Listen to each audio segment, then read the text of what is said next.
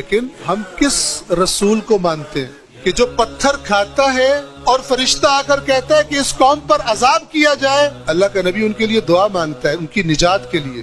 میں دوسرے فرقے کے انسان کی نجات کے لیے دعا مانگتا ہوں؟ اگر میں شیعہ ہوں تو جو میرے فرقے کا نہیں ہے اس کے بارے میں کیا سوچتا ہوں؟ قرآن مجید ہم نے چھوڑ دیا، اللہ نے ہمیں سزا دی، ہمارے پاس قرآن رہ گیا چومنے کے لیے، ہمارے پاس قرآن رہ گیا اچھے اچھے غلافوں میں لپیٹنے کے لیے۔ کس لیے قرآن دیا تھا اللہ کے رسول نے؟ آپ میں سے کتنے بیٹھے ہوئے ہیں، کتنی ہماری بہنیں بیٹیاں بیٹھی، آپ نوجوان بیٹھے، کتنی یونیورسٹی میں اسٹیج تک پہنچنے میں کتنی کتابیں آپ پڑھ چکے ہوں گے؟ اس اسٹیج تک پہنچنے کے لیے، اس یونیورسٹی میں پہنچنے سے پہلے آج کے دن تک آپ کتنی کتابیں پڑھ چکے ہیں؟ آپ دنیا کی اس عارضی زندگی کے لیے اپنے آپ کا اپنا مستقبل، دنیاوی مستقبل اپنا روشن بنانے کے لیے کہ آپ اچھی زندگی گزار سکیں، آپ نے کتنی کتابیں پڑھی، ان کتابوں کو حل کیا تاکہ آپ امتحان میں بیٹھ کر اچھے نمبر لے سکیں۔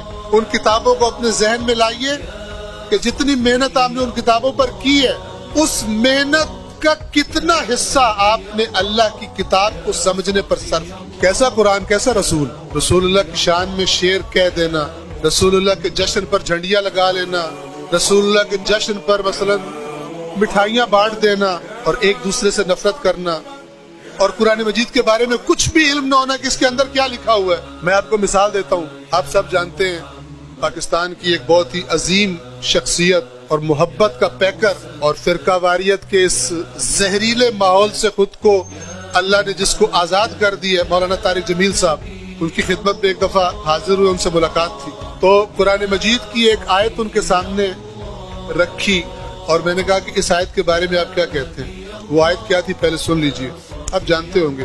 قل یا اہل الکتاب، اللہ کے نبی کو اللہ حکم دے رہا ہے، اہل کتاب سے کہیے تعالوا، آ جاؤ، الی کلمۃ سواء بیننا و بینکم، اے اہل کتاب ایک بات پر جو ہمارے اور تمہارے، جو صحیح بھی ہے، حق بھی ہے، اور ہمارے اور تمہارے درمیان مشترک ہے، کامن، ایک بات، اس پر اکٹھے ہو جاؤ، اور وہ کیا ہے؟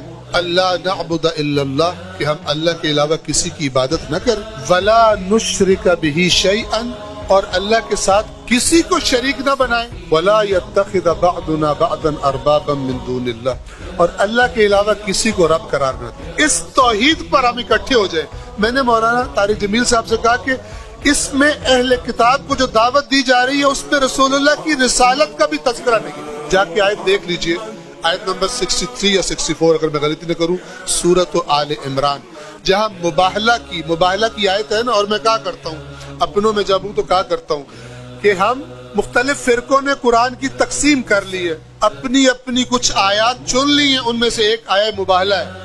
بڑے بڑے پروگرام ہوتے ہیں، مباہلہ کا جشن منایا جاتا ہے اور وہ آیت پڑھ کے رک جاتے ہیں، آگے کسی کو پتہ ہی نہیں ہوتا کہ آیا یہ جنہوں نے مباہلہ نہیں کیا تھا اور اسلام بھی قبول نہیں کیا تھا، ان کو پھر بھی کچھ اسلام نے دعوت دی، خدا نے اللہ اپنے نبی سے کچھ کہا تھا، ان کو کچھ اور بھی دعوت دو یا نہ دو، یہ آیت، کیونکہ وہ آیت سن کے ہمیں جنت مل جاتی ہے، آگے ہمارا کنسرن ہی نہیں ہے اللہ نے کچھ کہا یا نہیں کہا۔ ہمیں خدا سے جنت چاہیے، خدا سے ہدایت نہیں چاہیے۔ اس دنیا میں ہمارا مزاج اپنوں کے ساتھ، غیروں کے ساتھ کیا ہونا چاہیے، یہ خدا سے نہیں چاہیے۔ ہم اس دنیا کی زندگی گزارنے کے لیے کس کو فالو کرتے ہیں؟ مغرب کو فالو کرتے ہیں، اللہ کے رسول کو فالو نہیں کرتے۔